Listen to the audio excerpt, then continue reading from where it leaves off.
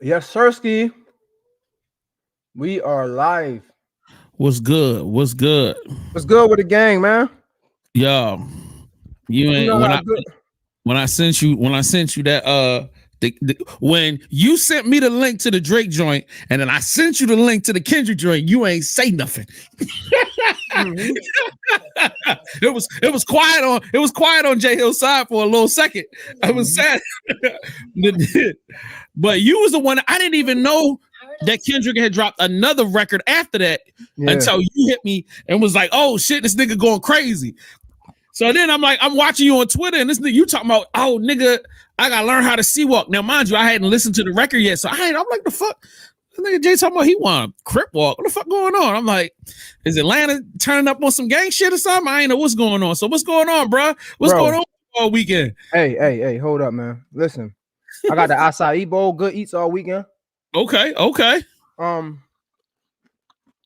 Man, I don't know where to start, bro. Fresh cut. Oh yeah. Got the nice little shirt. Look like he done brought the chain out. Hey y'all, he bringing the bling out for y'all niggas today. All right. Nah. So yeah, so it's a lot been going on. My weekend been good. I don't know. I ain't really been doing too much, man. I've been in the house. Friday, I think we streamed on Friday. Mm-hmm. Yesterday, I went to church. I watched the fight yesterday. I wanted to talk about that later on after we get through this Kendrick Lamar and Drake stuff. Let's do it. But yeah, man, I ain't do too much. I seen you out with Nick at the comedy show. What's going on? Yep. How your weekend? Running around. Nick got in town Friday. You know what I'm saying? I ran him through a couple of Baltimore spots. He said he needed some gear. So I said, bro, let's go down to City of Gods. Shout out to City of Gods. I'm wearing them right now. Mm-hmm. Then I'm, had to take them down to our guy, John. You know what I mean? We went down Cashland. Shout out Cashland. So he said, I need to get freshly dipped. And he was like, I want to support some Baltimore businesses. I said, let's go. Mm-hmm. So like after that, he fell through Saturday. You know what I mean? We shot a pod together. So like, yo, if y'all want to see that joint me and Nick did, it's up on my Patreon right now. Then I just had a bunch of running around, bro. Saturday was just busy. And then hit the comedy show Saturday night. Then had to get up this morning. I had to do some running around. A friend of mine just had some problems in his house. I had to go and do some construction work. And then I'm right back here for the pod. I'm excited.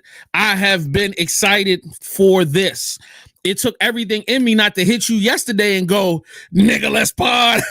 But I was like, yo, that's going to be kind of crazy. Like, we're going to pod Saturday and then turn around and pod Sunday. So I was like, you know what? Let me chill. Make this shit 100% worth it. I ain't gonna lie. They've been doing it, though. Like, one thing about this, they've been getting the stream is active. And if you want to stream, it's probably like the perfect time to stream. Because things are going on. You can get in, get your opinion, everything. Yeah, man. So I'm kind of happy that this is going on because this is like my initiation into streaming. So hey, man, it's definitely helping me out. But yeah, man, I saw some of the podcasts you did with Nick. It was pretty good. Appreciate it. You know what I mean? Do we jump straight into this? Like what? Like do we slow walk it? I mean, I feel like by now people have heard all of the songs. I did like the Family Matters joint. 616 in LA, I ain't really care for. But what came after 616 in LA? 616 came the Drake joint. No, Meet the Grams. No. It was Family Matters first and then Meet the Grams. That's what I'm saying. Which came after 616 at the Kendrick Lamar dropped 616, he dropped Meet the Grams. So yeah, he Meet the Grams, right. I like, again, I'm gonna keep it all the way funky with you. I like Meet the Grams. It's still giving that Kendrick Lamar vibe though. Like I tried to listen to it in the car, I couldn't really get with it. But if you sitting still, that's one of them songs that like sit with you. It's like, damn, this is crazy. But like I tried to listen in the car, couldn't really do it. Family Matters though, that thing go crazy. That thing go crazy. And then Kendrick Lamar came back and dropped. They not like, oh my gosh. What do we want to start? What we got? Let's go ahead and get started. We don't gotta hold them up. This is some funny response shit somebody made like a video game. It's just some funny ass shit. You'll throw that up real quick. It's just something funny Right. for the people. Kendrick is a racist nigga. Called him a colonizer. Kendrick is racist. Nigga called him. Drake, you saying Drake is racist?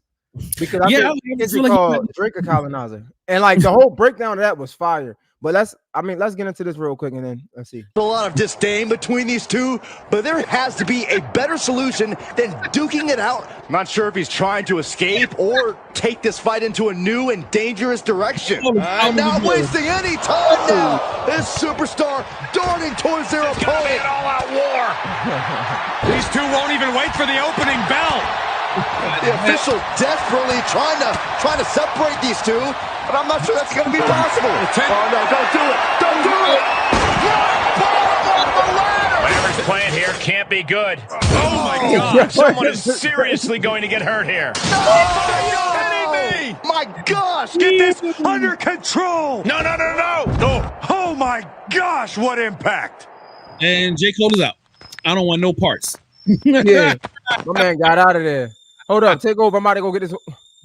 Yeah. So look, everybody, make sure if y'all haven't done so, sign up on the Patreon, patreon.com/the J Hill Podcast. Show some love, show some support. Yo, and also I need y'all to get in here, get in this chat and tell me who won the battle. Who's your money still on? I have solidly been standing on the side of Kendrick since the beginning of this stream that we've been doing, and since the beginning of this battle, bro. Like, and for the record, I am more of a Drake fan than I'm a Kendrick fan. But ladies and gentlemen, I am first a hip hop head, and you will not catch me slipping on my knowledge when it comes down to this hip hop shit. Hip hop is my shit. I grew up in hip hop, nigga. I used to rap. So what I'm telling you, I said from the beginning, when Kendrick get to going, it's gonna get crazy. Also, what did I say in the last conversation we had on Friday? Go back to the original joint. I said, what if Kendrick gave you a club banger and he was dissing a nigga at the same time? What if Kendrick gave you what you gave everybody else? Yeah, all right, cool. And guess what happens, baby? We here, dog. Y'all got niggas gonna have a 2-step all summer at the brunch with a Drake diss record. I told y'all this could happen. You know what I'm saying? Oh, look at this nigga. I ain't gonna put the sunglasses on today. Yo, you disrespectful. You disrespectful. Hey, listen, I'm still riding with my guy Drake, bro. I'm still riding with Drake. There's no way you still on Team Drake. Yes, Come on, bro. I'm not switching sides, bro. Listen, put your P-Lang t-shirt on, yo. It's all good. Listen, Kendrick Lamar dropped a banger. I'm not gonna lie, bro. When I heard, I just want to give y'all my initial reaction, bro. So I think I'm with my homie or whatever, so I really couldn't hear because the music was loud. So I'm like, all right, I get in the car and I play it, and I'm like, bro, this is going crazy. But I'm listening because, you know, like, I'm not the biggest fan of Kendrick Lamar, so I'm just listening, and I'm like, yo, this beat is fire. And I heard the mustard on the beat, so I'm like, okay, it sounds like he doing something like strictly for the West Coast. And then when I heard him say like, what he say, you on a gram, trolling, you trying to strike a chord, it must be A minor. I'm like, no. I'm like, bro, this is, mind you, listen, I didn't get on Twitter. I didn't see nobody react. It was like I didn't do anything. This is my first time hearing it. And I'm like, wait, no, he did not just say that. And then he keep calling this man a freak. He like, freaky ass nigga, stay your ass inside. Pack his ass up like a fresh pack of za. I'm like, no, it's crazy. Yo, I'm in the car. Listen, I'm sending voice messages. Like, bro, this is insane. And then I wasn't even able to get into the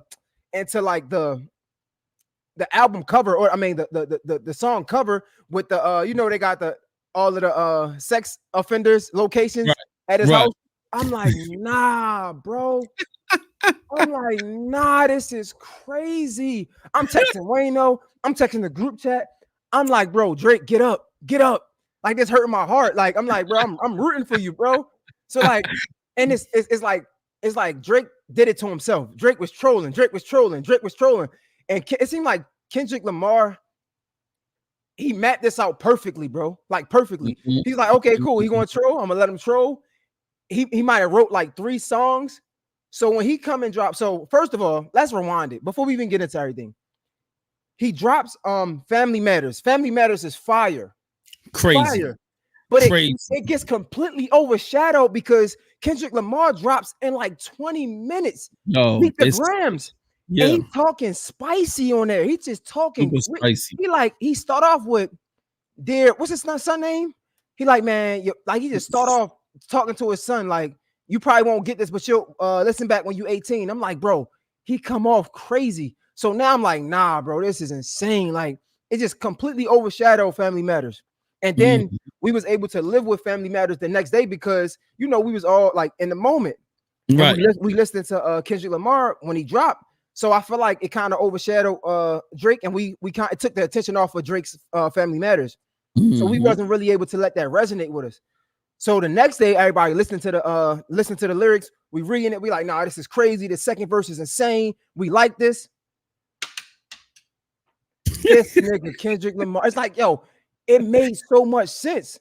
It's like, all right, this is going to overshadow the song. So they might come back the next day. So then I'm going to drop again. I'm like, bro, can we get a break? I'm like, no way.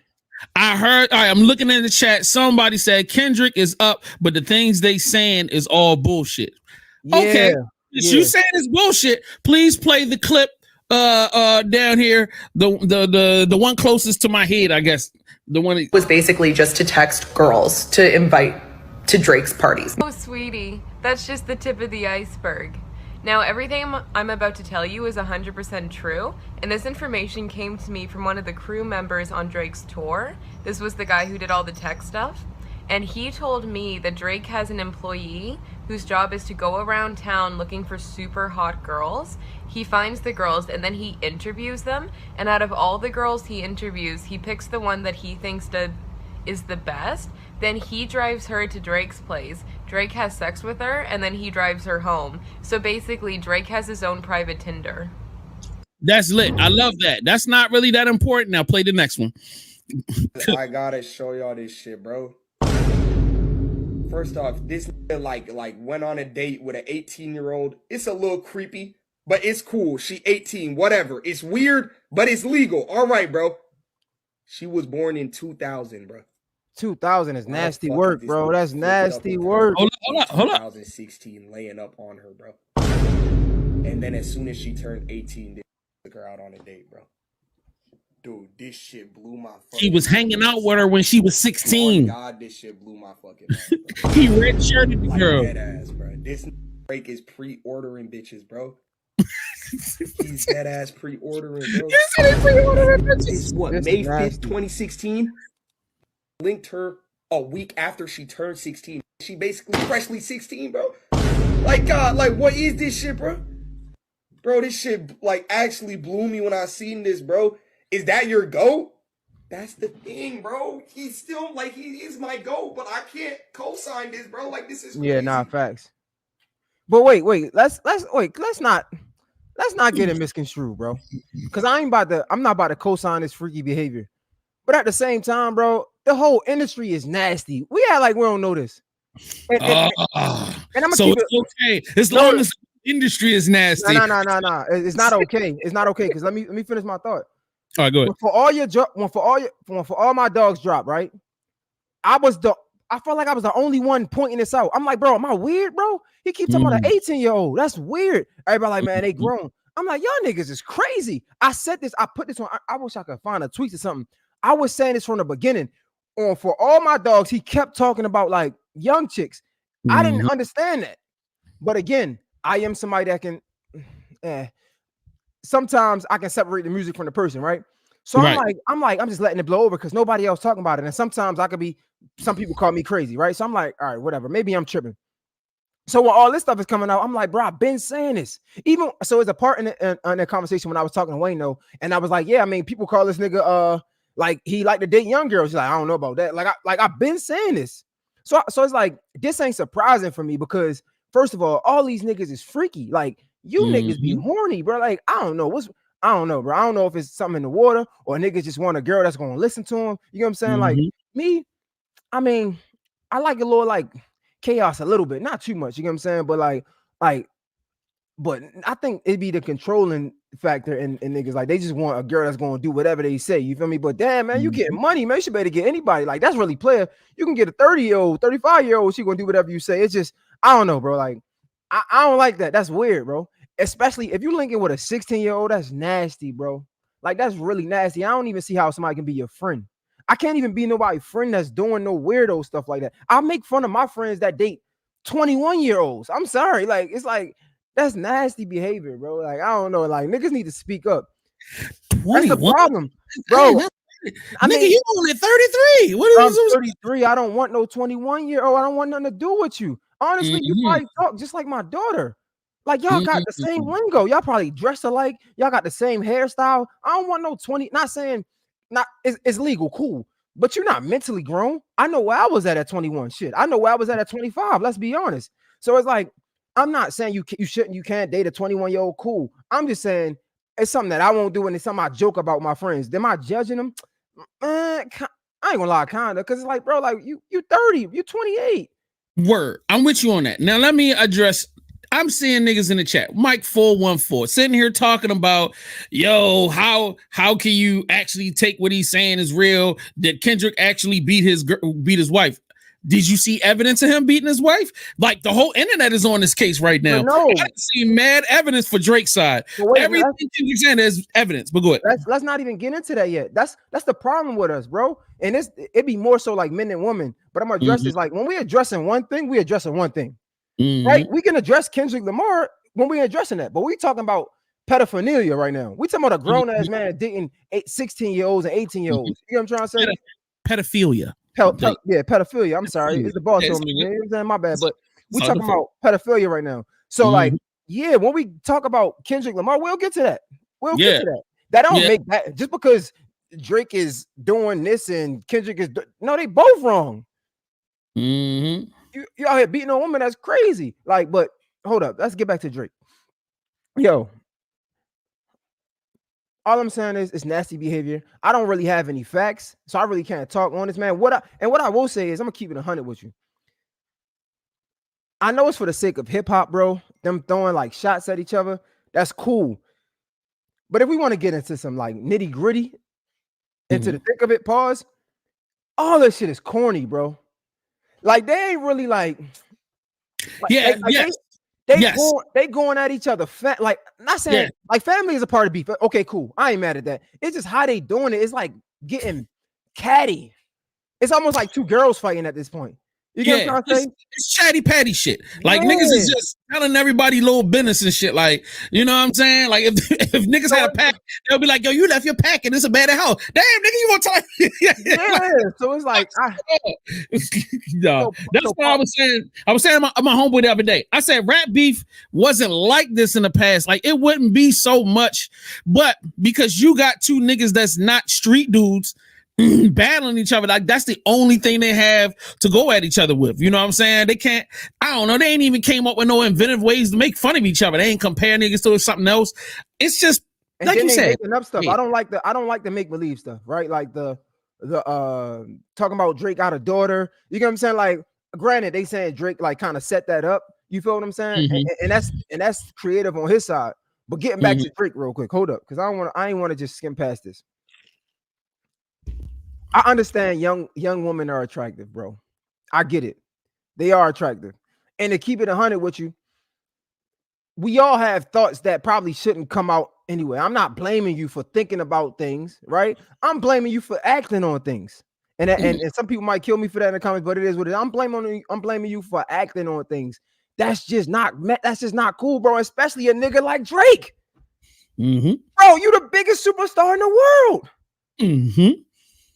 What do you got to deal with an 18-year-old for, a 16-year-old? I don't understand it.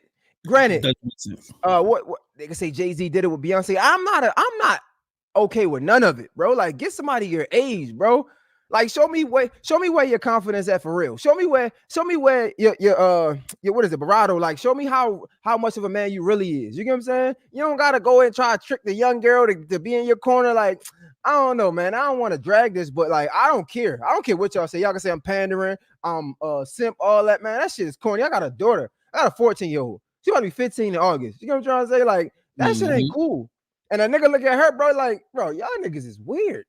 Like that Mhm. shit ain't cool, bro. Like, that ain't cool. I don't care what nobody say. Like, I don't care 18 or not. Like, you can drink, it's legal. Man, you niggas is pedophiles. You be what you say? Y'all be red shirting these chicks. Y'all be red shirting them so they could be ready for what, man. Y'all nigga, I'm never gonna be okay with that. And I'm always gonna speak up on it. It just is what it is, always. And going back to the Kendrick Lamar thing, yeah, like you putting your hands on your woman, like beating up a chick, bro, is crazy. So and I'm gonna get into it. So let's get into it. I feel good today. Putting your hands on a woman is never okay. Some instances you might have to hold her, right, when she's trying to swing on you.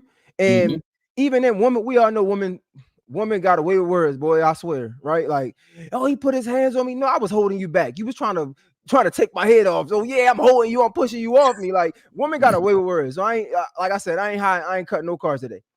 But at the same time, like if you physically beating on a woman with your hands, like that's different.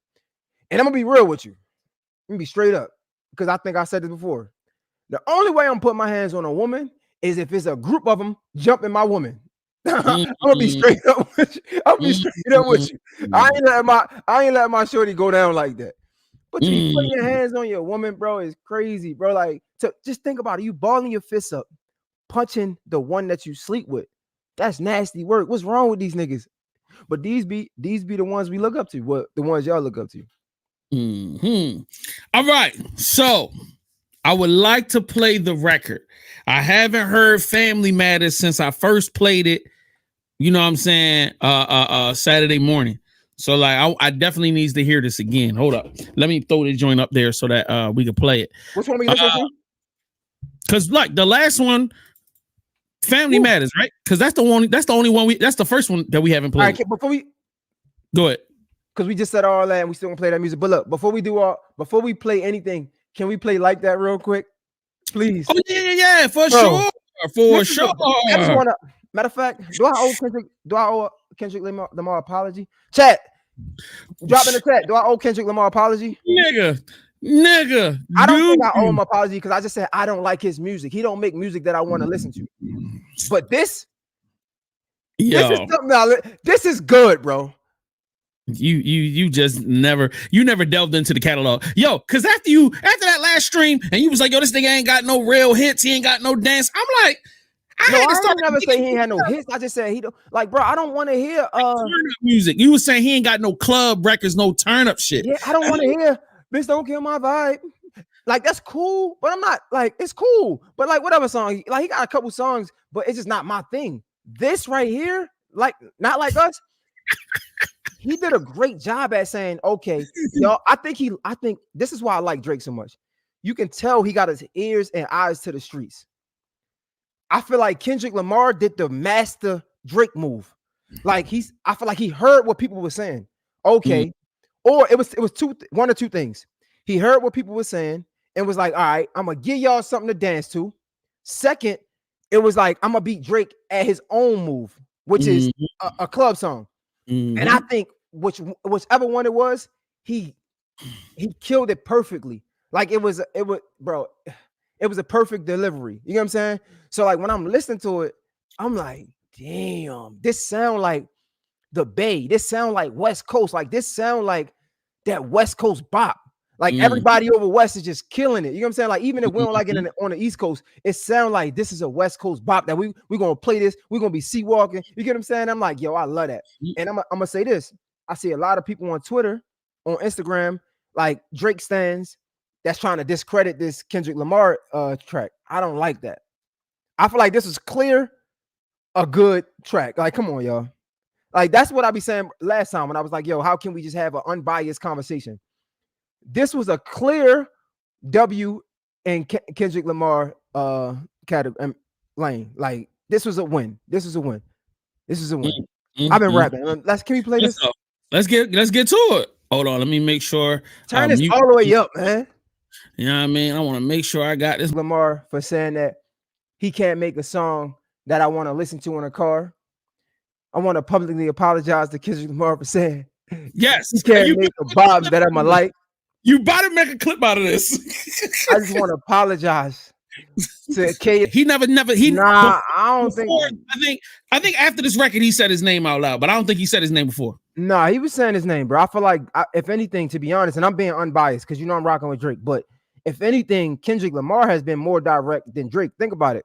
Drake dropped push-ups. He half-ass dropped it. It came out. It was AI. He changed the beat. Then he gave it to academics, and then it took him like a couple days to even own it and put it on DSPs. It's like, bro, own that is yours. We want to know it's yours. I got that part. What I'm saying is physically saying their name in the record. That's what I'm talking about. Chad, like, I don't know. I think Drake is the first nigga to be like, Kendrick, yo, Metro, Future. Like, he calling niggas' names out in this bitch. Okay. You know what I mean? And I don't even, it might, because he mentioned Ross's name in the last diss. And then this one, he mentioned everybody else's name. But that's what I'm saying. He should get extra points for that. Instead of that, yeah, you know who it is, or the boy, or Six God, or like, you know what I mean? Using other stuff like they ain't started directing shit at each other until now. Like, where they saying their names. No, you're right, bro. But this is why, bro, we gotta be careful with these chicks, bro. Because like girls, they get in their feelings and they start moving off emotions, and then it backfires on you. Like, think about it. He like, man, your girl caption is screaming, "Save me." It's like, that's really, bro. The only way to a nigga is money and a chick, right? And like, bro, these girls don't be moving solid sometimes, bro, because like nobody should, like, you shouldn't be able to bring up my woman or my ex-woman or whatever the case may be. You shouldn't be able to do that. If you moving solid, you know what I'm saying? Like, people be moving this wacky out here, like they be moving weird, bro. Even when you upset with a nigga, some things you just don't do. Some things you just don't do. Cause like, if I'm hearing this, I'm tight. I'm tight. I'm like, bro, like nobody should, but it's rap beef. It's the sport. I get it. But like, if you think about it, all our biggest drug dealers, all our biggest stars, they fell. Their demise was a woman, not even money. If you look at all the movies, like you'll see our biggest icons, most of them fall to the demise of a woman more than they fall to the demise of money with their ego and their pride. I agree. I feel like money is first and ego is second. So you think it's money, ego, then woman? No. I'm saying women first, then ego. Oh yeah, then ego is second. Nah, yo, niggas die over ego shit. You know what I mean? You're letting your pride get in the way, or you know what I mean? Somebody step on your shoe. Now you feel like you gotta go over the top on some dumb shit, or you know what I mean? It'd be money. It'd be. Yo, I would say women, pride, then money. Like, you could say it don't hurt, but this probably would sting a little bit. Like, man, that's why I be telling these. Like, this would sting. Like, somebody come out, man, we're gonna finish playing it like that. Like, yeah. Let's get back to it because this shit is fire. I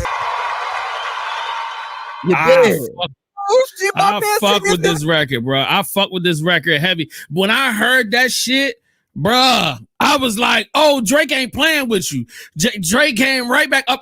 What's that in my email? Shit, another Kendrick rap. I didn't even have a chance to really listen to the record good. Like, me listening to it now, I'm like, yo, this shit is crazy fire. Like, I told you, bro. And the visuals, like, I feel like the level of disrespect, because he put visuals to this shit. All right, nigga, y'all go find an old ass van that look like that Good Kid, Mad City van, crush that bitch in the motherfucking joint. Yo, all right, we gonna go out to dinner, get some chicken wings and some rice, and we gonna videotape that shit. I'm gonna throw in some jewelry. Kendrick, it just keeps getting worse. Look at this. It just keeps getting worse. This diabolical game, yo. Bro, what's going on, bro? I'm about to show you. Oh man, this is crazy. Is this it? Oh, it ain't gonna show? No. All right. Look at this. You see this? Can you see this? Owned by Kendrick. You see the picture? Is that Drake house? Yeah. Owned by Kendrick. What the fuck does that mean? That's Google. Oh shit. Google Maps. You know how Google Maps? That's diabolical. Bro. Yo, I'm not gonna lie to you, bro. Shout out to the internet niggas, yo. Shout out to the internet. Yo, some kid, I swear to God, some 15-year-old kid got on the internet and fucking switched that shit up, got into that Google code and did that shit, bro. That's funny as shit. That is fucking hilarious, nigga. Yo, that is Drake did this to himself, bro. Because like he was trolling. So when you listen, you live by the sword, you're gonna die by the sword. You was doing all that trolling, and now it's turning on your ass. And he and Kendrick Lamar is trolling better. Mm-hmm. So you were saying that Meet the Grams is better than Family Matters, because that sounds crazy. Yeah, listen to it. Let's listen to Meet the Grams. You got it? You know what I'm saying? Of course I got it. I got that bitch right here. Hold up. Shit, bro. I'm ready. Let's go. Because that's why I've been waiting all week for this shit, nigga. Let's go record for record. All right, let's play it. Cause look, you ready to jump on your man. Your dad is not responsive. You got man. That was a long verse. So go ahead. You gonna sit up here and tell me that that was better than Family Matters? Nah, Family Matters is definitely better. Right. You know you wanted to take a quick nap. Yeah, I did. When you were listening to that, you was like, damn, when is this gonna be over? I definitely was. There was definitely a moment where I was like, please shut the fuck up. This is getting really, really, really annoying and old. It's repetitive. Very repetitive. So yes, I'm gonna give you that. I always look. We always gonna be real about this shit. But for those who like numbers, ladies and gentlemen, Family Matters dropped on Friday. That was 1 day ago. That's actually like a day and a few hours. Got 11 million views on YouTube. All right. So then the record we just played dropped around the same time. Actually, 30 minutes later, 13 million views. The numbers. Then the double back, the Kendrick Not Like Us, within 16 hours, 13 million views. Where we at with it? So, I mean, there was some shots fired on this particular show live stream between two black men, where one of the black men on this stream said something about numbers. And I was like, yo, he talking about, yeah, man, Drake got the, the numbers. He got the, I'm like, yo. Wait, I said Drake got, not. He was throwing numbers. If you look at the history of it, I think Kendrick Lamar has better numbers. Like, even with his projects. Yo, this is insane. But to Drake's defense, Drake puts out way more music than Kendrick does. Yeah. So, like, you know what I'm saying? Now, I don't would I say that Kendrick is more impactful than Drake? I don't believe that. I feel like Drake has moved culture for the better part of a decade. And not saying that Kendrick doesn't, but not in the way that Drake does. Like, for real. Like, Drake has really not only moved the needle for himself and for culture, he's moved the needle for tons of different artists. You know what I'm saying? I think that's a good observation. But because Drake dropped so much, it's hard to tell. Right, because sometimes, like, when you constantly in somebody's face, they can't really appreciate you enough. Whereas though Kendrick, he don't drop as much, so when he do drop, people, it hits harder. It's more impactful. Like, for example, even when he dropped what was it? Not Good Kid, Mad City. When everything was going on with the guy that got killed with his they put his knee on his neck. Right. What's his name? Floyd. George Floyd. Didn't he drop an album during that time? Like when all the riots was going on? What was the name of that project? Don't even give me the line, bro. It was either Damn. It was either Damn or not Damn. It wasn't Morale in the Big Step. No, it wasn't that. He got Good Kid, Mad City, to Pimp a Butterfly. I think he dropped that project during all of that time. So of course it's like more impactful because the body of work that he's dropping during the time as well, if that makes sense. I feel like a lot of times we don't incorporate or we don't think about what's going on at the moment. And in the moment it was a moment in our country where we all rioting. Police just murdered a man, George Floyd, rest in peace, right? And he dropped this masterful project of To Pimp a Butterfly, masterful to the masses. I didn't like it. I'm gonna stick to that. And we're talking about like can't get my words together. I'm so sorry, but he's talking about the inequalities in our country, and you get what I'm saying. They're like, that's impactful. So that's gonna be more impactful than when the Drake drop For All My Dogs. It's fun. You know what I'm saying? And that's why I understand when Kendrick comes and he said, yo, I make damn, I need lyrics up. But he was like, man, I make music that empowers us. You make music that pacifies. You know what I'm saying? So it's like, yeah, I get that. So of course, if you only dropping projects during big moments in our country, yeah, it's gonna seem more impactful. I mean, that's just my take on it. That's true. I mean, but at the end of the day, like sometimes we need to be pacified. There's a purpose for everything. Like, you know what I mean? So I don't really I feel like it's making me check out of the beef because what you said earlier, the chatty pattiness, and it's almost like two psychologists having a rap battle. Like, I don't need y'all to get so intricate. Flip some bars. Say, give me a Flintstone flip, or you know what I'm saying? Give me some other shit. Like, niggas is doing too heavy and too deep and too mental. It's just like, I think Drake is going too deep. I think Drake is being him, and that's why a lot of people like the me personally, I didn't like partial of Family Matters because one, I didn't think he needed to be addressing anybody else, bro. Kendrick Lamar is the one that's giving you the run for your money. Only address him. That's one, right? And remember, before Family Matters, what did I say? I said I don't want to hear Drake drop a and I'm glad we got all these timestamps because I hate agreeing with other niggas' opinions because I don't want to seem like I'm jocking them. But I said, one, I don't like the fact that he's addressing other people, right? I'm not really feeling that. Like, bro, address Kendrick Lamar. That's your biggest obstacle right now. Get him out the way. And two, I personally didn't think that he was going to win or come out victorious in this battle with the gimmicks. So yeah, this is Family Matters is a good song. I can listen to it in the car, but the way Kendrick Lamar is coming at you, I feel like you need to go hard with bars. So even when I first heard Family Matters, I'm like, this is good, but I don't think this the one. I think that he need to drop like a timestamp Drake, right? And again, I've been said this. I heard Joe Budden say this on Academics, but I've been saying this. I feel like that's the bag that when he gets most lyrical. When you see Drake say a timestamp, right? That's when you know he's about to get into his lyricism. So I thought he should drop the timestamp, but I'm like, maybe it was altered because Kendrick Lamar dropped the timestamp. But I'm like, nah, that's your bag. That's what I want to hear. This is the only way that I can see you really coming out victorious against Kendrick Lamar.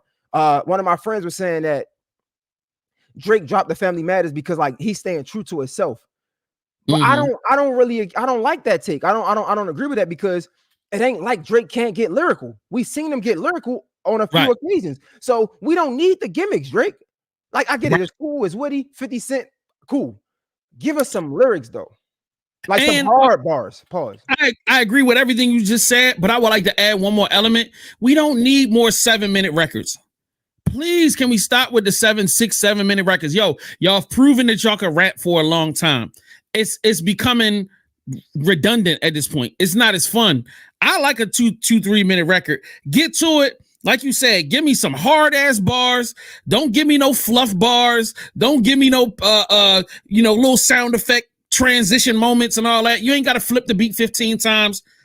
Just give me some crazy bars. Make it 3 minutes. Get in and get out. Let me replay it over and over. Like, I kind of like the 6-minute songs. For real? Cool. It's nostalgic. It's like this how hip hop used to be.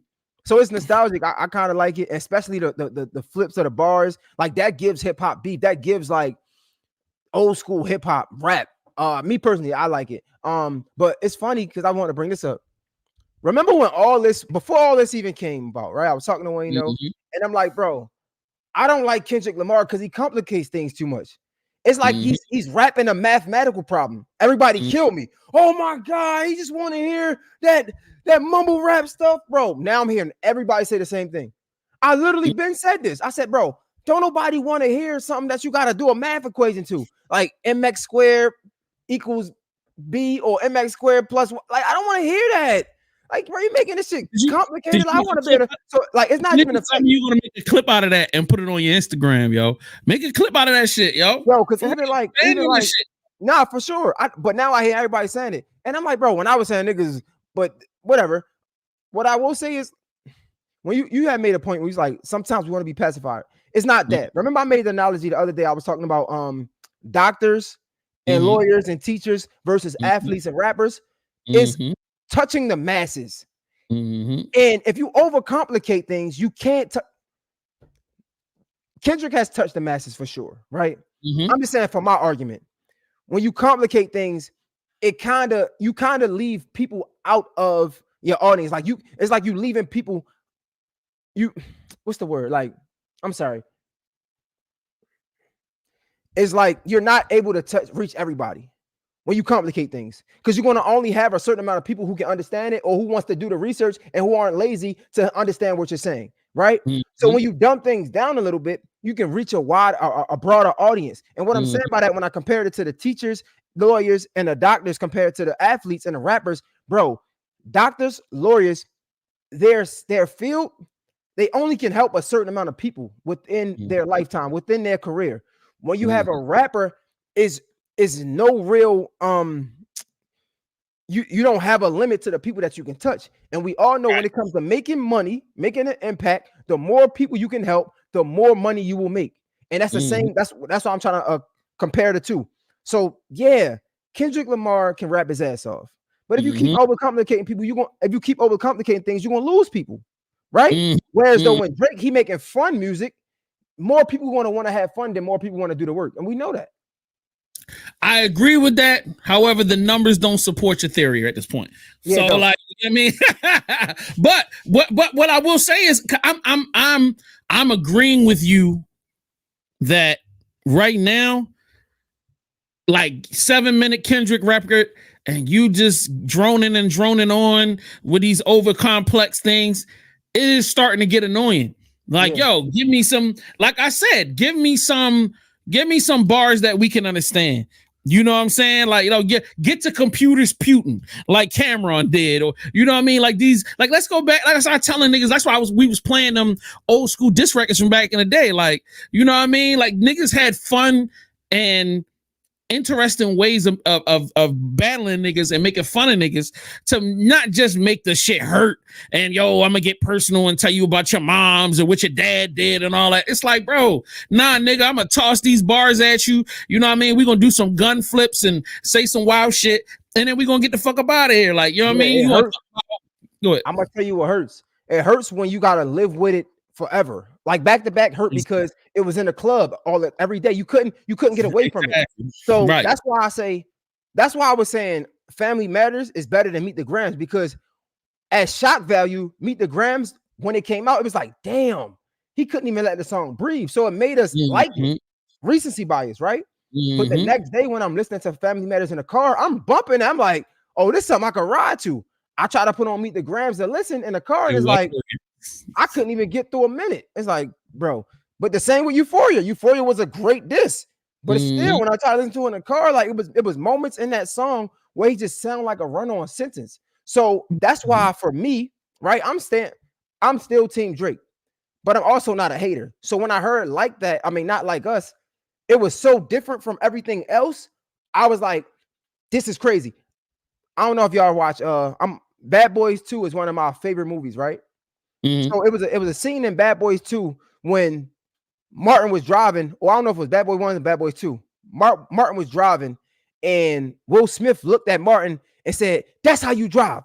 From now on, when you drive like that." Because every time, Will Smith is the driver from the Bad Boys series, and every time he's driving, Martin is acting scary. He got to throw up and things like that. But it was a scene where Martin was whipping the hell out the car, and Will Smith was like, "Man, from now on, you drive like that." So when Kendrick Lamar dropped Not Like Us, in my mind, I'm like, from now on, you need to rap like that. Don't rap like nothing else but like that. That's how you rap. Prime example. That's how you win people over. You give them the club bangers. You give them shit that people can enjoy. You give people that people love. Now, what I would, and I'm not trying to beat a dead horse. One thing I'm gonna give to cap off this part of the conversation, one of the things I'm definitely gonna give Kendrick credit for is dropping the song and then putting niggas into the research mode. Niggas digging through the internet to kind of understand what the fuck he's saying. Replay value. I gotta listen to this 2-3 more times so that I can make sure I got everything out of it. You know, people understanding the double and triple entendres that's happening on this motherfucker. I give him super much credit for that. But I still have to agree with you by saying, yeah, yo, this shit gets kind of boring. Like, you know what I mean? This is music. This is art. This should have replay value. And that's always been my historical beef with Kendrick. It's like, you don't have replay value for me. I don't have entertainment value. It's art value to me, meaning that, yo, this is beautiful art. Oh, look at you. This is intricate. This is, not most human beings couldn't understand this or see this. I'm going to put it on the shelf. I'll look at it, but I don't want to listen to it. Yo, you know what I'm saying? And that's from me, how I view Kendrick, bro. And I might be speaking out of turn, but I'm just being, from my perspective, I feel like with To Pimp a Butterfly, he was capitalizing off a moment. The same with this. I seen somebody in the chat say it, and I believe it. It's like, yo, the numbers don't support because he capitalizing off of a moment. Like a lot of it, like with the control verse, capitalizing off a moment, like that, capitalizing off a moment.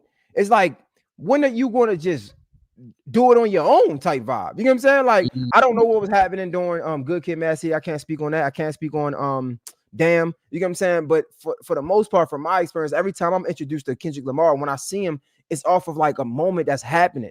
So yeah, all eyes on you. You get what I'm saying? But like, I don't know. What I will say is I can't hate on Not Like Us. I don't feel like nobody can hate on it. I feel like a lot of people are trying to hate on it, but it's okay to say it's good, bro. It's okay. There's nothing wrong with that shit. Hell yeah. Yo, you know what's funny though? When's the last time you heard anything from J. Cole? He was supposed to be dropping another album. Yeah. Like this month. This nigga is completely out of the way. Yo, I feel like that nigga will push back the whole album release. Like, fuck. But that makes sense. Around this. I seen somebody on Instagram said, bro, if you're an artist, a musician, and you trying to drop music, just wait like 2-3 weeks. I don't think it makes sense for nobody to drop nothing right now, especially not J. Cole. Like, we don't want to hear nothing you got to say right now, bro. Wait till this over. Once this is over, you could drop out. You could go to retirement. What's the album? What are you about to drop? I don't know. The Fall Off. Like, you can drop the Fall Off then.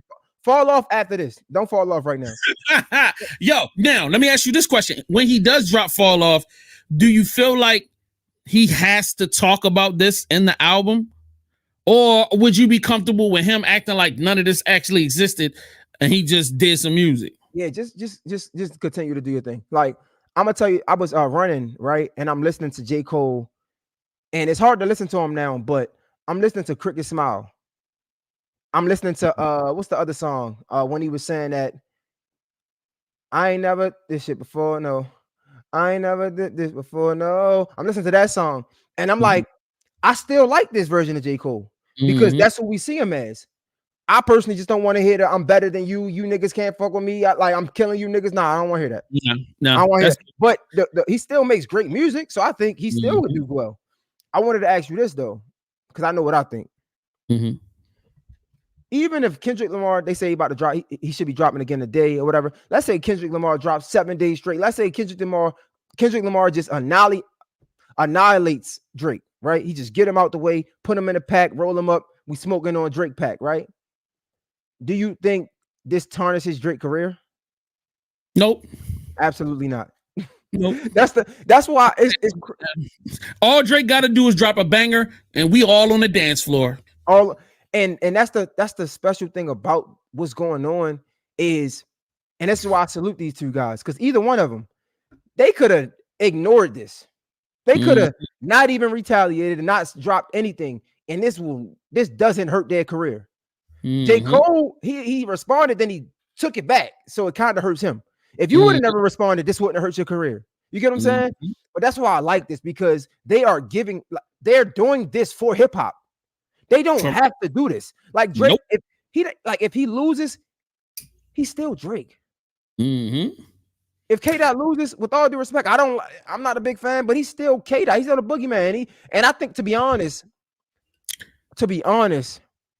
damn. I'm speaking loosely here, guys.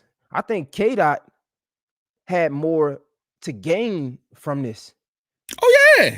Because again, I wasn't a big fan, but after him dropping Not Like Us, it got me believing in that. Like, even I seen somebody else say, I didn't think Kendrick Lamar was battle tested. And I was wrong. So I feel like K-Dot gained way more in this than anything. Than anybody. 1000%. Instead of, and this is what all of the Kendrick fans get. Kendrick fans have been excitedly saying he's the boogeyman, he's the boogeyman, he's the boogeyman, but he ain't ever proved himself. So like, I feel like Kendrick has, elevated himself to another level. Not saying that he wasn't already that nigga, but this puts him in a different space. Like, I'm like, yeah, that's the boogeyman. Like, from now on, I gotta say, Kendrick's the boogeyman.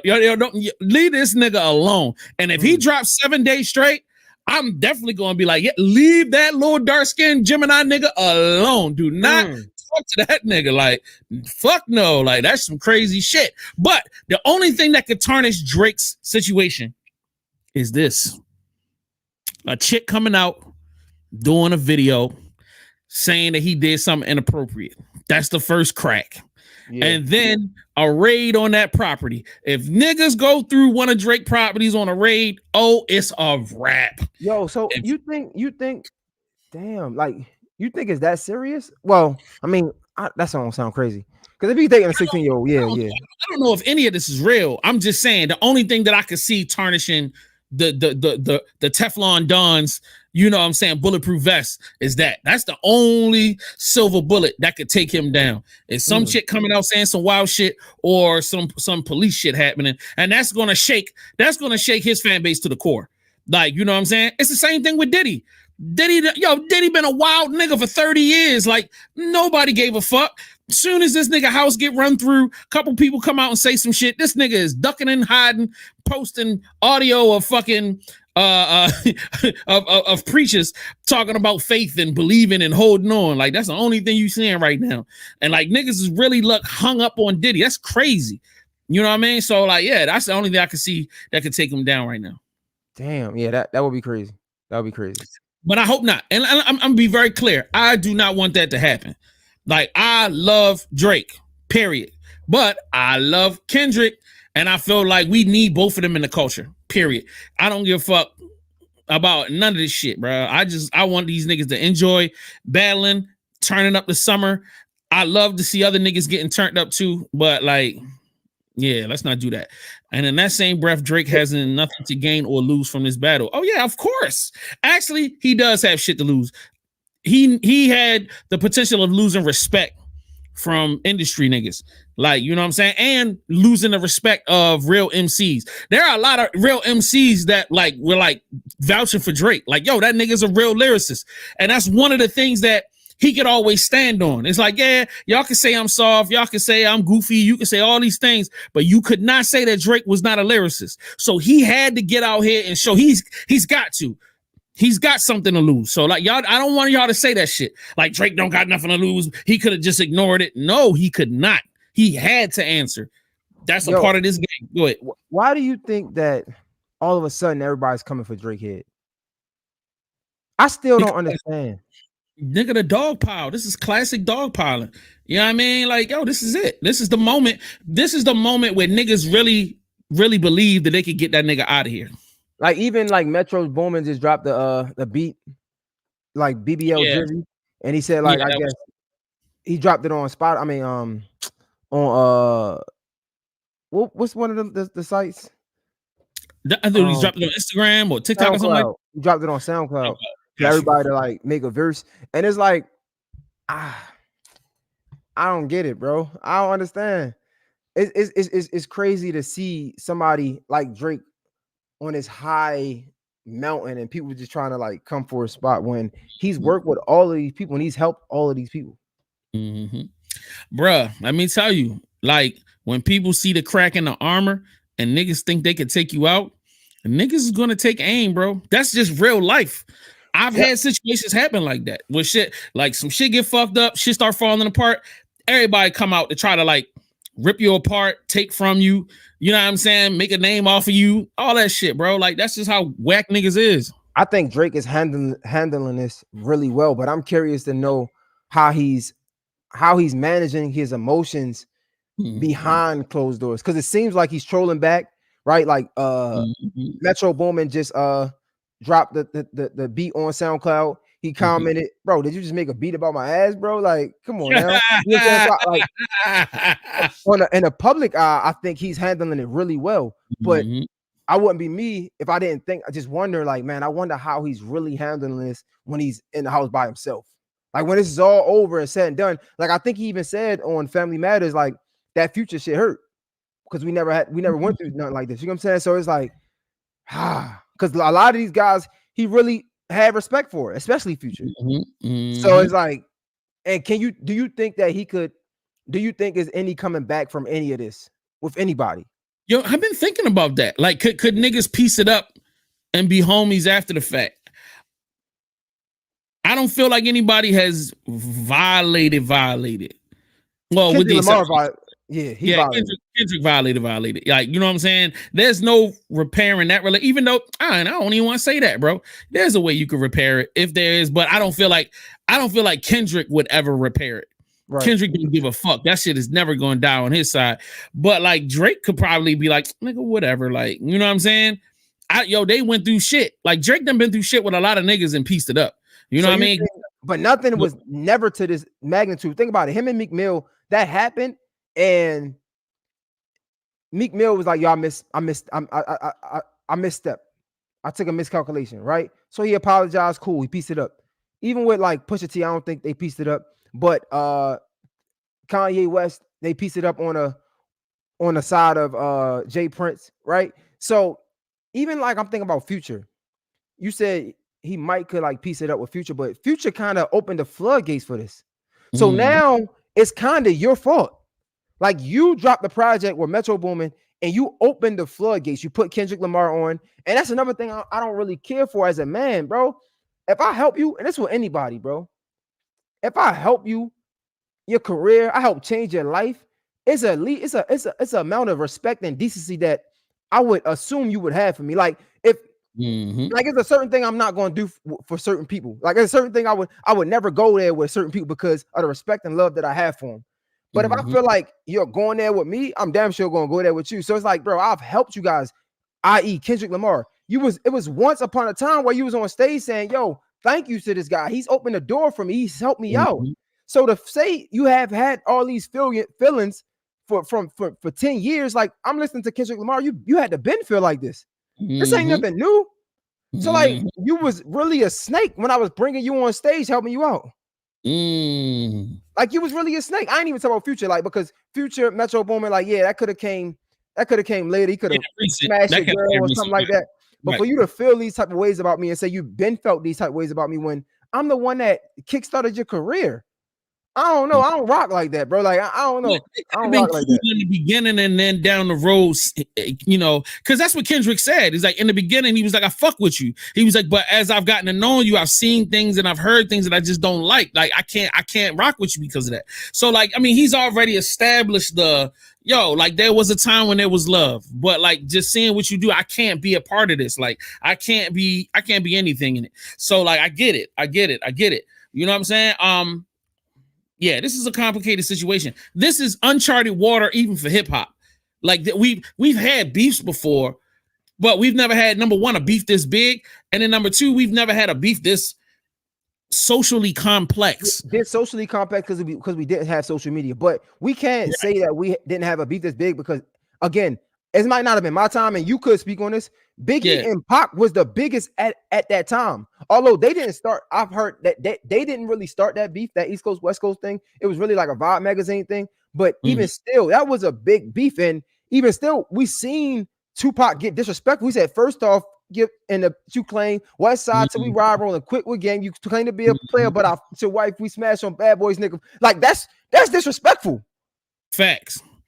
Like then, but okay, so it's probably now the second biggest beef in hip hop history. You know what I mean? But once again, they weren't ratting each other out. Like Pac didn't get on there and say, like, yo, you beat your wife up, or you slapped Kim, or like, yo, I seen you fucking with prostitutes. Like, he didn't do that. He was just like, nigga, I fucked your wife. Nigga, like, yeah, I gave her the dick. Nigga, she came over this motherfucker. Like, that's what he did. Like, that's why I said beef was different back then. We wasn't snitching on each other. You know what I mean? Niggas was just on some, like, I'm gonna talk shit about you. You know, I'm gonna say you're a fat, ugly nigga, and, you know, I beat your ass when I see you. Like, that's how the beef would go. And then, like, yeah, now it's like niggas is telling all of your intimate secrets. Oh, you sleeping with young girls, or you doing this, you doing that. And I don't like the aspect that it could be lies too. Like I don't like that.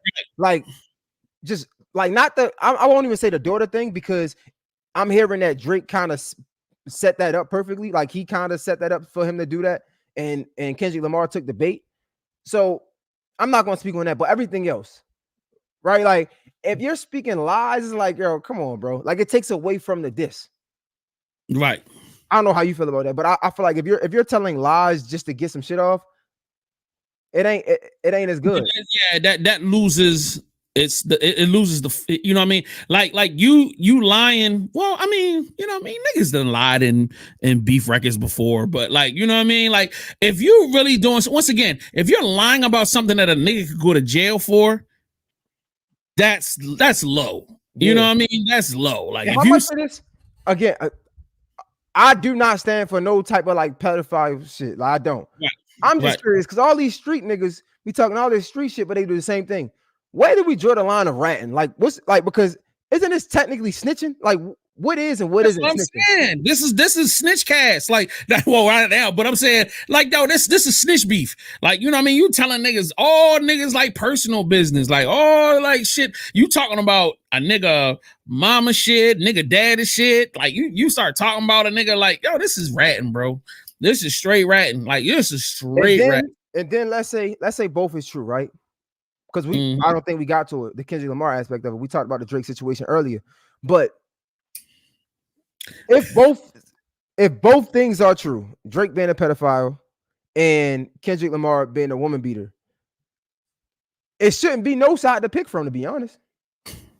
Backs, both of them ain't shit. And then Miss Behaving said in the track in the chat, y'all protecting pedophiles just as long as y'all can bop in the club. No, that's not what we saying. Like, how, boy, shorty, get therapy. You know what I'm saying? I love you. Get therapy. Like, no, neither one of us on here is saying, yo, let's ignore all of the stand. No, but we're talking, you have to distinguish the difference between us disagreeing with a person's actions and talking about the reality of what this is. When these two men are talking about each other's potentially legal issues, that's ratting, that's snitching. You know, it's funny because listen, if you're a law-abiding citizen, it ain't snitching. Like if somebody is breaking into my neighbor's house, I'm a law-abiding citizen. I just might call the police. Why? Because this is my neighborhood. I got kids, I got a family in here. And if you doing that to them, then you could do it to me. I want to protect my neighborhood, right? I'm not living in the social construct of these hood niggas. So I don't have to abide by their rules. So when I hear Kendrick Lamar said, I think he had mentioned Gunna. He's like, I know you doing things that's worse than Gunna. Like, so he giving them snitching allegations. So I'm saying if you're going to be somebody who's saying somebody is snitching, but you're doing the same thing, it's you're kind of being a hypocrite. None of it is.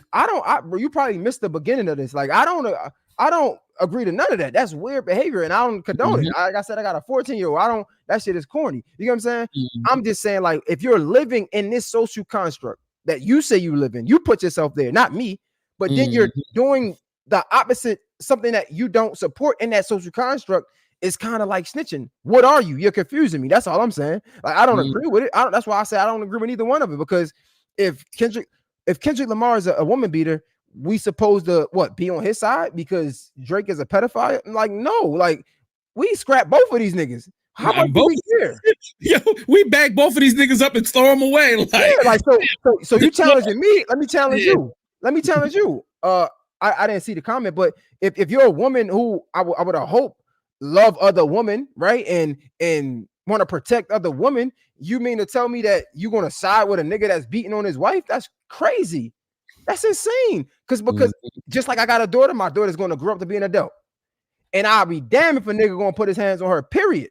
Just like I'll be damned if a grown man gonna come and try to scoop up your young. Neither one is right. So it ain't no choosing no side. To be honest, if we're gonna take it there, and same with this conversation, if we're gonna take it there, let's take it there. If we're gonna care, let's care. How much do we really care? Because it seems like people only care when it's beneficial to them. When it meets their criteria. Nah, bro, neither one of this shit is cool. And that's why I'm saying I hope that it's not true. I hope it's just rap shit. But at the same time, me being a rap fan, if it's not true, then I don't even want to hear this corny. Now it's taken away from the raps. Right. Now, all right. So let's clarify. It ain't snitching, but it's definitely chatty patty all day long. You just talking a nigga business. You're not even really dissing a nigga. You just getting in a nigga business. You know what I mean? And then look, misbehaving goes from y'all not protected pedophiles. Y'all just want to bop in the club to I advise Whitney and all women to cock the hammer. So you don't like pedophiles. You don't like things, but you condone murder. Great. Good job. Good job, shorty. Good job. Yeah, we love you for that. Hey, I ain't trying to run your way. I don't know. I ain't even see the comment, but whatever, man. I appreciate you for being here and adding to the conversation. Yeah, definitely. Like we have a conversation. I do think, man, when it comes to these situations, bro, like at the end of the day, one of the hardest things as being a parent is accepting that your child is going to be who they want to be. A lot of parents think that like my child would never do that. They would never because they got a great like, bro. You don't know who's influencing your kids at school, and that's the thing. Like you don't see what they do in the dark, so it'd be so surprising when it comes to the light. I'm not surprised at nothing. The worst thing can happen right now, and I wouldn't be surprised. And that's not me like wishing any negative or thinking negative about my kids. It's just that I'm already prepared that anything can happen. I'm already mentally prepared for that. You get what I'm trying to say? So like all I can do is raise you the best way I know how to, right? Give you the structure, give you the discipline for you to make the best decisions in any given circumstance. You get what I'm saying? So like when I look at these situations, man, like I think they're only happening because, and this is my opinion, men ain't stepping up. Like back in the day, niggas used to whoop niggas' asses. Like me coming up, when you hear a nigga put his hands on a girl, you used to get your ass beat. And I said it before. So niggas be scared. Like people be scared to touch girls because she had a bigger brother. She probably had a nigga that she messed with in the hood. Like you would get your ass whipped if you touch a woman. You couldn't even disrespect her. Because you disrespected her older brothers coming to kick you. Like we don't have no more of that. So yeah, you have older men dealing with, bro, real story. Can't make this up. Ask Cool Ant. Cool Ant was dealing with my little sister, Tyra, right? It's like I have a like really close brother. Like we not blood, but we call each other blood, right? So his sisters, my sisters. And I never forget when I first met him. This is one of my close friends now. When I first met him, I'm like, yo, how old are you? You know what I'm saying? Like, what's up? And I'm like, and because that's how it was back in the day. You had men in your corner. Nowadays, it seems like the men want to be the woman now, the new age woman. Like, you know what I'm saying? Like protect black men. Yeah, you should protect black men. I get it. Like men are getting their confidence back. They're able to speak up for themselves. But it's like you don't really have men that's really standing on business for women nowadays. And that's why you have niggas who are able to deal with these young girls. Because niggas ain't stepping to them. Also, because niggas in the house, everybody on the internet. Like back in the day, you couldn't do this. And I don't mean to rant, but another thing back in the day, you couldn't do this because you wasn't inside. It wasn't no texting on Instagram. And like we had MySpace, but like even if you wanted to meet with somebody, you probably had to catch the bus. You had to go to the hood and like you walking past niggas. You had to see people outside. Nowadays, like I could just text you like, bro, I'll come pick you up type vibe. You know what I'm saying? Like it could be on a secret, on a download type vibe. Nah, like we need to get back to that. I know it ain't gonna never get back to that, but I think that's the biggest change in the society in the community. And I'll also add to it as a guy that has a lot of like women around him, like a lot of women now don't even want to tell you. They be hiding niggas. So like, and then when you hear a story, you like, who the fuck was this nigga? Like I had situations like that where, you know, homegirl come and tell me, well, damn, I got raped or something happened.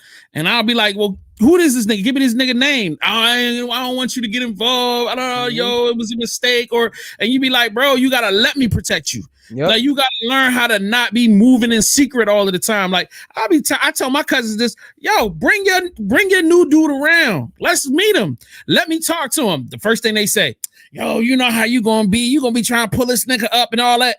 Yes, nigga, because they need to know that there's consequences to actions. And I need to know what this nigga look like. Like, you know what I'm saying? What the fuck? Like, they don't want to be protected. You trying to protect them, and the first thing they want to do is hide their hand or run off and do stuff. And it's like, bro, ladies, I know this shit is annoying, bro, but it's the same way. If I'm dating a new chick, yo, I got to bring her around. She got to meet. And guess what? That's your job. Pull shorty to the side. Yo, what's your intentions? You want to fuck over my feeples or whatever. Yo, I had to go upside your head. Like, that's what checks and balances is all about. Like, you know what I'm saying? And also, And also, this is not a like a rebuttal or nothing. This is just a learning experience, and like this is something that I'll teach my daughters.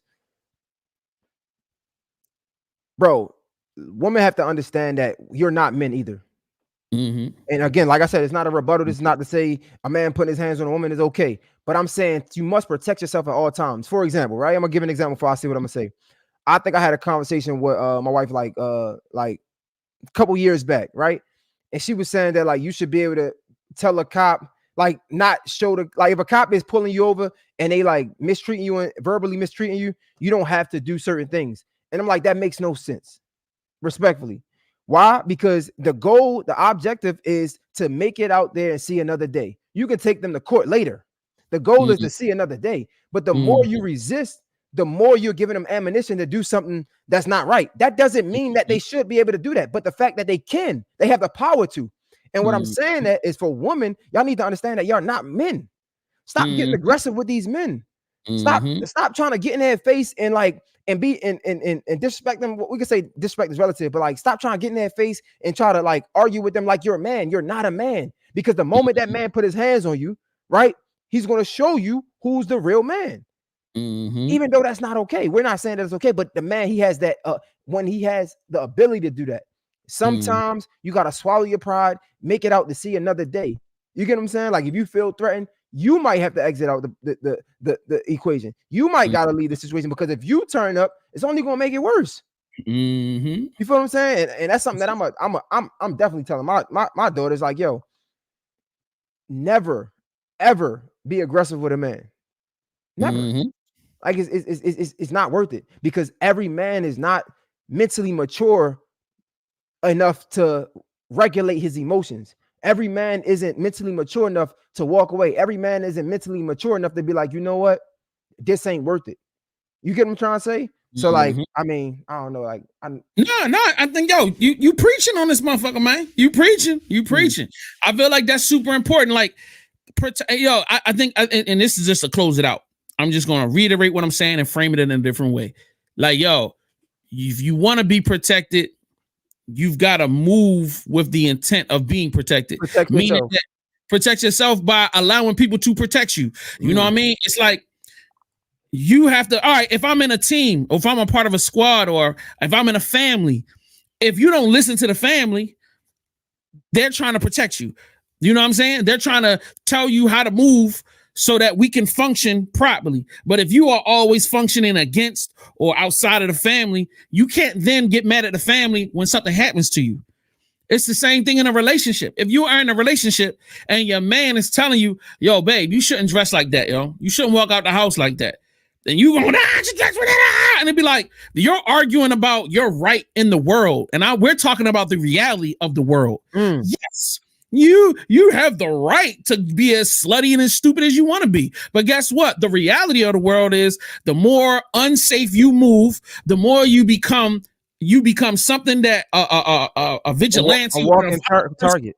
You become a walking target. Thank you for saying that. Yeah. You know what I'm saying? That's the reason why it's the same way if your girl tell you, yo, you need to clean up. You need to dress nicer. You need to do this. You need to do that. Why? Because she's trying to show you how to present yourself better so that you could be more accepted in the world. We are just thinking about two different things. You know what I'm saying? Look, I want to make sure that niggas don't grab you on the ass. I'm trying to make sure that niggas don't get overly aggressive, drunk as fuck in the club, and their immediate thought is, damn, I can see her titties, nigga. She must be one of them. But guess what? Guess what else we trying to do as men, though? We're trying to protect ourselves. Exactly. Like, if you go out there all willy-nilly trying to have fun and show your ass, and the nigga disrespects you, guess who got to show up for you? Me.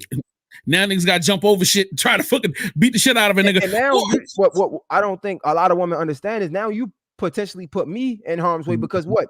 You put me in harm's way two ways. I'll explain. One is harm's way with you. How does that look? Because if I don't do something, you're going to always second guess me. Right now, I might lose respect with you, right? Because now I'm not a man to protect my woman. But two, potentially harm's way, but going out there to protect you, to show you that I got your back and nobody can't rock with you. But now guess what? I lose in that situation. Let's say I kick his ass. I go to jail. Now it's time away from my family, right? Let's say I kick his ass. He come back, he retaliate. You feel me? Let's say I don't kick his ass. I get my ass whooped. It's so many. It makes no like. And then let's take it a step further. Let's move away from violence. Say, for instance, you got your girl, but she got a bunch of male friends. She bring the male friends around. You immediately see, yo, you need to get this scumball ass nigga the fuck up out of here. No, it's my man's. He coolin'. And da, da, da, da, da.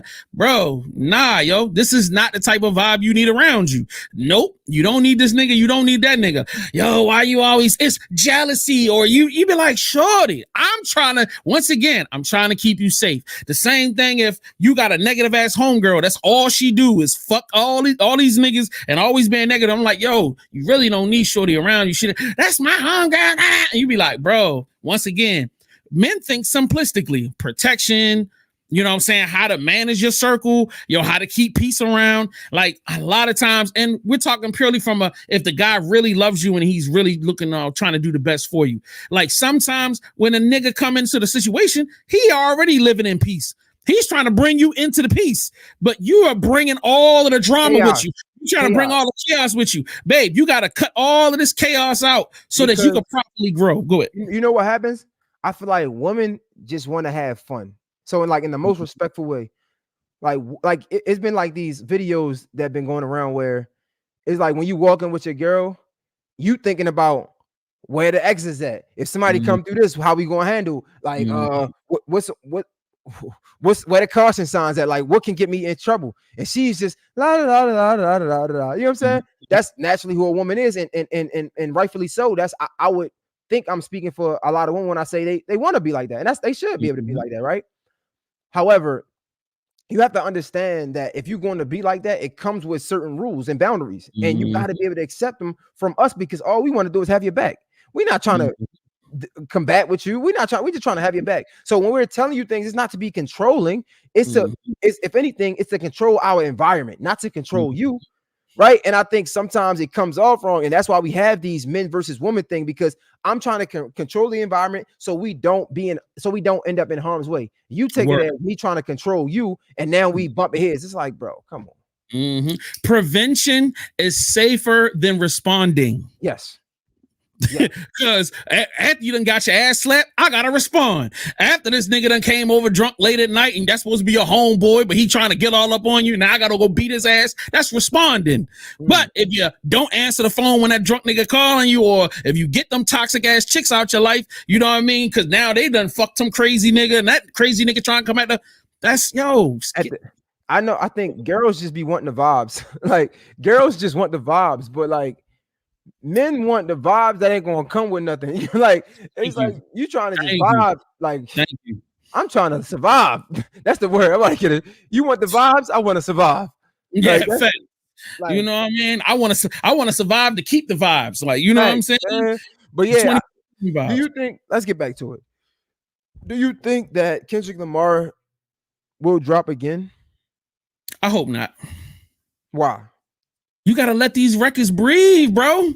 Just like you said, you had to go back and listen to Family Matters again to enjoy it. If niggas keep dropping new records, you're not really going to have time to appreciate or even delve further into the records you got. So I feel like, if anything, go ahead and do a video for Not Like Us. You know what I'm saying? Turn up a little bit. You know what I mean? Get some of the Crip homies to do some, you know what I mean? Crip walk videos or something. Like, yo, let's build off of the records that we have versus, all right, I'm gonna keep dropping and keep dropping and keep dropping, because it's already started to lose its number one quality. And second of all, I'm starting to lose my interest. You know what I mean? Because Drake hasn't responded. So it's now you just overkilling it. No, I say yes, because Drake did this to Kendrick Lamar. Remember, it was 3 weeks that Kendrick Lamar took to respond, and Drake was trolling. He even dropped the AI track, right? I feel like Kendrick Lamar should put his foot on his neck and keep pushing. Because now I want to see what you about. You did all this. You was a big bad wolf. You was a bully. When I wasn't responding, now I'm responding with real shit. I ain't responding with memes. I ain't responding with AI tracks. I'm responding with tracks that's me, and I'm coming for your head. Again, I'm rooting for Drake, but I'm also rooting for the sport. So because Kendrick Lamar hasn't been battle tested, I want to see him get really disrespectful. I mean, to the point where it's just over and over, and it's like, yo, we get it. You won. I want him to make it clear. Because right now, I feel like it's not clear. I feel like you still got Drake fans that's like, nah, man, Kendrick Lamar shit is trash. I want him to make it clear. But I also want to see Drake get up. Drake, get up. I want to see Drake get up, man. Please, somebody clip that up and put that on the internet. That's nuts what he just did. That's funny as shit. Nothing. Nah, we done beat the dead horse on that. I got about 10 more minutes and I gotta jump. Let's run into one of these clips. I don't care. Play one of them and then let's go ham. What's this? Faithful and being loyal is two different things. Loyalty is like, you know, if we break up and I need you to come change my tire, you loyal to me. Faithful has everything to do with cheating. So just because somebody's cheating on you don't mean they being disloyal. If I go get a new best friend, right? I'm not cheating on my old best friend. I'm not being disloyal to her unless I'm treating her different. You know what I'm saying? People gonna disagree or whatever. How do we get here? What made you choose this clip? I need to understand. She from your generation. I need to understand what the fuck is she talking about, bro? Like, yo, my mind ain't even like mentally prepared to like talk about nothing like that. I'm like, I don't know. I don't know, bro. Like, I feel like cheating is disloyalty. Like, anytime you do something to somebody else that you don't want done to them, I mean that you don't want done to yourself, I feel like it's a form of cheating. Correct. I think go ahead. We all get caught up on the physical aspect of it, but like people mentally cheat all the time, and like I'm just big on fairness, but I think fairness has become this word where it's subjective, and I just don't agree with that. I don't think it's subjective, bro. Like, we can be fair. Like, you know what you don't want done to you, and maybe that's, I don't know, maybe that's too much to ask for because some people don't know until they experience it. But I'm not your experience. Like, I'm not your project. Like, don't experience real feelings with me because I'm a emotional being. I get I'm a man, but I'm just like you. Like, don't play with me like that. You get what I'm trying to say? Like, when you do things, I feel it, and I'm human. I don't want my get back. You know what I'm saying? So it's like, bro, like I'm a Gemini, so like I know, like I'm fair. So it's like, yo, you be fair with me in all aspects. You do something, let's be on the same page. Then it's cool. I'm not about to be upset, but if that's how you moving, just let me know so we both could be moving like that. I say that to say, like, when it comes to like cheating and like just loyalty, I feel like you should do things that you should never do something to somebody that you don't want done to you. In the moment you do that knowingly, then you cheated yourself in that situation. You cheated yourself and your partner because you didn't give them the opportunity to choose if they wanted to be treated like that or not. Yeah, I feel like loyalty has everything to do with parameters. So like if I am in a relationship with a young lady and we both say that we don't want to sleep with other people, that we're going to stay committed to each other, then the moment I step out of that agreement, I'm being disloyal. Yeah. So I don't understand what she's saying. Like, yo, you know what I'm saying? Loyalty has boundaries. That is the purpose of loyalty, is that you have boundaries that you set for each other, and you agree to each other's boundaries. So like, once you do that, you being disloyal. So I just feel like this young generation keeps trying to like redefine words or make up their own definition of words. Like, no, that's not the definition of that word. That's not how this functions. Like, you're trying to remake a situation to make you look better, or to try to like give you an out when you do some fucked up shit. No, nigga, you're not being loyal. Nah, you know? I like that. People try to shape shift. Like, they try to bend, like even with this like, I've heard this notion of like narcissistic can be a good thing. Like, I understand what you're saying, but that's not why the word was created. You know what I'm saying? Like, yes, loving yourself is good, but we have words for that. Self-love. You know what I'm trying to say? Like, we have words for that. But narcissistic at the core is somebody who's all about themselves. Correct.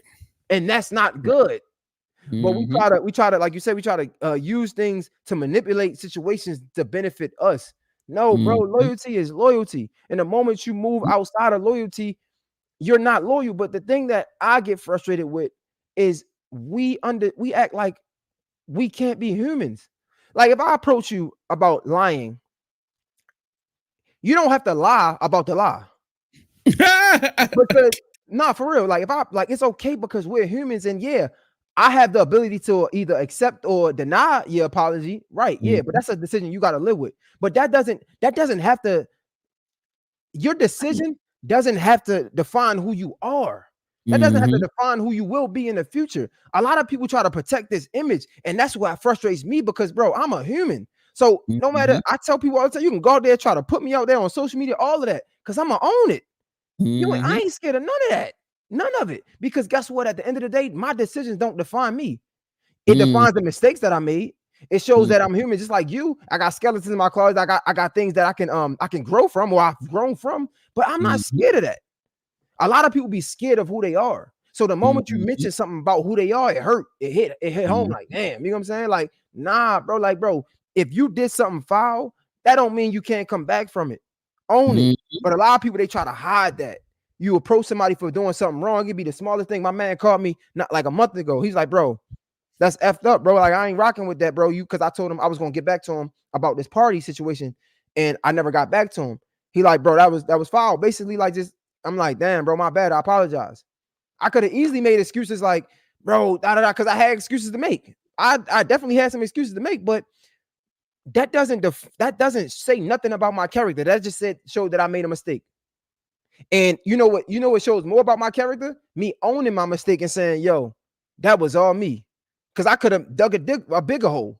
And that's I just don't like that about people, bro. Like, people think they are holier than thou. Like you, like, bro, I hate somebody that come off like you better than me type vibe. It's like, bro, like, nah, son, like, bro, like, nah, I don't like that, bro. Like, nah, like, especially somebody that can't really see the effects of their actions on somebody else. But they will see the effects if you did it to them. I don't like that, bro. Like, that's something that like that gets under my skin. That's like really one of my biggest pet peeves, bro. Like, not being able to put yourself in somebody else's shoes. I mean, but sometimes it takes for evolution to happen for you to see certain things. Like, you know what I mean? Like, we all don't know exactly where each other is coming from. I don't know what's going on your side. So, like, I can't always properly put myself in your shoes. I don't see what the color of the shoes are, how big they are, how small they are. So, like, you know what I mean? The best I can do is to be empathetic and sympathetic. You know what I mean? So if you do come at me, just to, you know, take my ego out of it. Yeah, and just be responsible, and just I feel like that'll be the most important thing we could do. Is like, once you do that and you recognize that we all have a right to be treated with respect, and respect means follow up. That means you know, being considerate. You know what I mean? Making yourself a vessel to be useful to another person. You know, those things like that. But like, everything you just said is super fire, 1000%. But your boy has got to go. I am so sorry, but I've got a meeting with my staff on my side in like 6 minutes. So, man, I thank you, bro. I'm so happy we had a chance to get back on and talk about these records. I specifically didn't listen to some of these records because I was like, I want to make sure I got on here so we could chat it up. So we'll be doing this week. You think we might be able to get a couple pods in this week? Yeah, man, I'm down, man. I know. We can record for sure. I definitely want to do something like Wednesday, and I'm gonna try to see if I can squeeze in something Monday. But I do have a stream I gotta do. I'm doing a documentary about the VVC Life magazine, so like we gotta record that shit. So like, if I get off that early enough, then I'll hit you up. That's hard. Yo, y'all drop a super chat. I'm gonna let JS1 get out of here. I'm gonna try to stay on for 8 minutes. I'm gonna see. I'm trying to do this stream. Do it for an hour, yo. Do it for an hour. No, whoa. Yeah. Do it for an hour, and I'm gonna jump back on. Like, slow down here, buddy. Yo, matter of fact, drop a super chat. Drop 2 super chats. If I stay on here by myself, man, come on, help me. Give me some motivation. Give me some motivation. All right, bro. I'll see you later, dog. Yo, yes, sir. What else should I talk about right now? Should I me personally, this Kendrick Lamar stuff.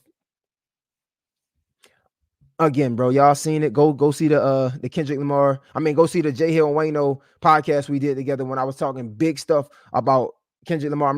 I was saying I'm not really the biggest fan, but when he dropped Not Like Us,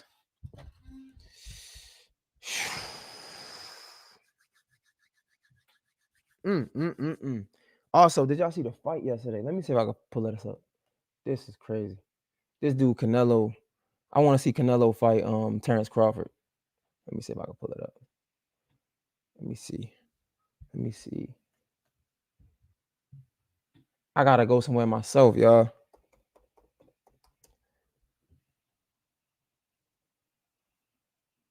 It's a matter of fact, where my dog Ham at? Hold up. My phone dead. I'm gonna put this on here.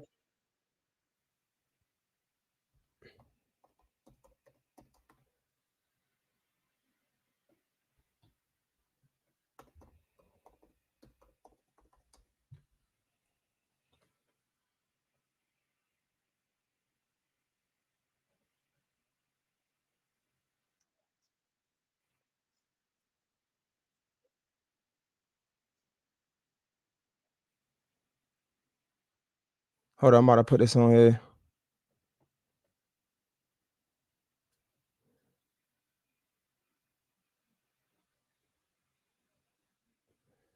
I'm gonna go get my charger.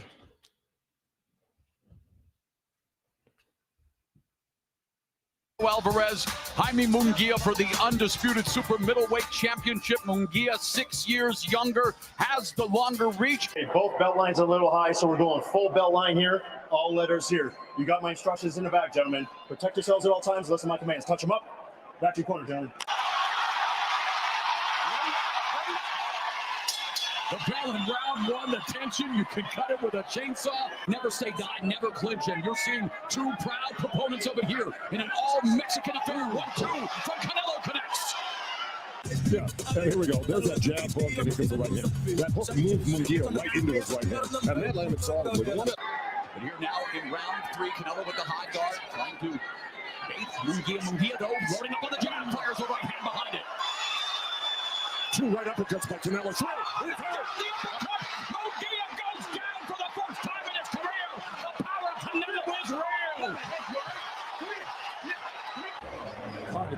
There's a miss hook by Munguia. Yeah, but Canelo is one with the inside punches. The uppercut is a punch that you don't see that hurt. The thing about Canelo is, no matter what, he always looks like he's in control. Even when the other guy's doing well, he looks under control.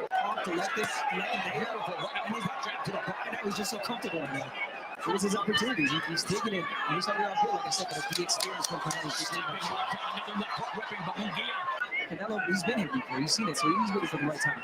Triple jab by Munguia going downstairs. Munguia trying to find some momentum, find some success. Canelo just turned him and he's turned it into his focus. Oh. And then the high guard of Canelo blocking those shots from Munguia. Bro, I personally felt like this fight lasted way too long, way longer than it's supposed to. Like Munguia came out there swinging hard, like too hard. I feel like Canelo could have got this dude out the way in like the third round, but I'm gonna keep playing. I'm gonna try to get my other guy on here to pull up the stream. Like Joe said, it's discouraging. And when you let your punches go, you're landing. Canelo teaches it with one big shot. Well, there's the jab right hand. That's what the right hand that landed by Munguia. No, good left hook. In fact, with the leading for Los Angeles, Munguia switched in. Previously, 5 minutes of the 11th. At the highest point of the sport, 15 seconds left. And Canelo, the teacher, took Jaime Munguia.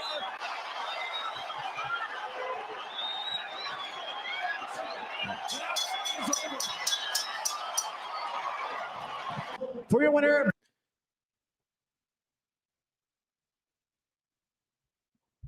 Yeah, bro. Personally, I don't even understand why he took this fight. Like, I'm not a big Canelo like super fans, so I don't be knowing too much about this division. And I've heard like Munguia is like really good, but I personally don't understand why he took this fight. I want to see him fight somebody like Terrence Crawford. Like all these boxers just, I feel like everybody is scared of this loss. Like, I understand the sport, like it don't make sense. Like, you want to make the most money you can without putting a stain on your record, but it's like, bro, it's boxing. It's boxing. I'm trying to charge my phone, y'all. So bear with me. I'm trying to charge my phone. Hold up. Matter of fact.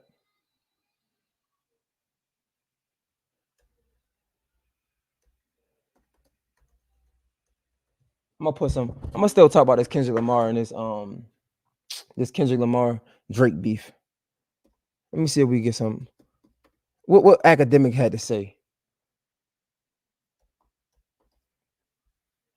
Let me see.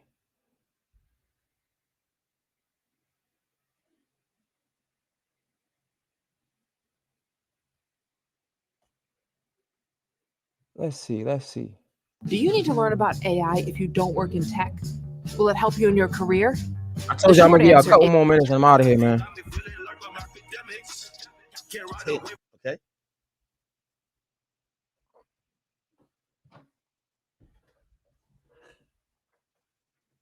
What?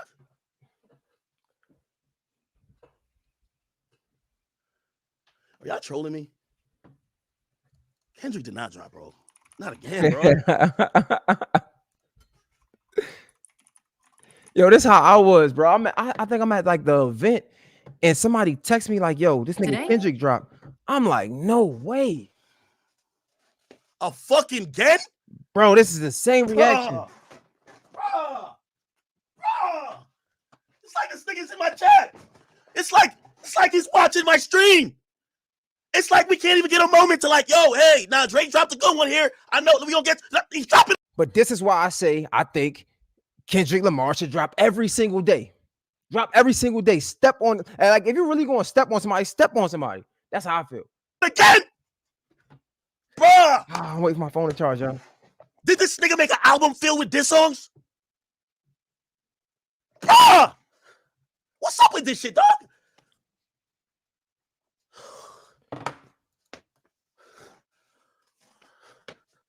What in the fuck is going on? I was even trying to go live on Twitter today, but now I got to.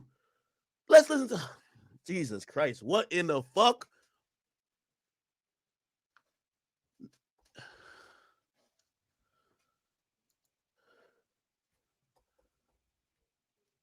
Bro, I'm in the middle of a fucking lyric breakdown of Drake shit and trying to show y'all we were gonna fact check shit, give the proper credit, and this motherfucker drops again. Again.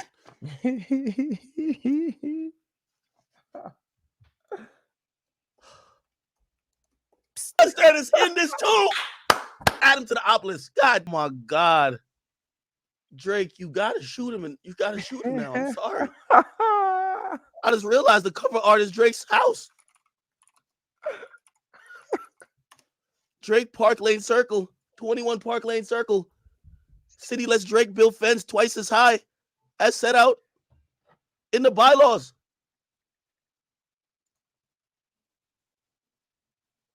Wait. No. No fucking way.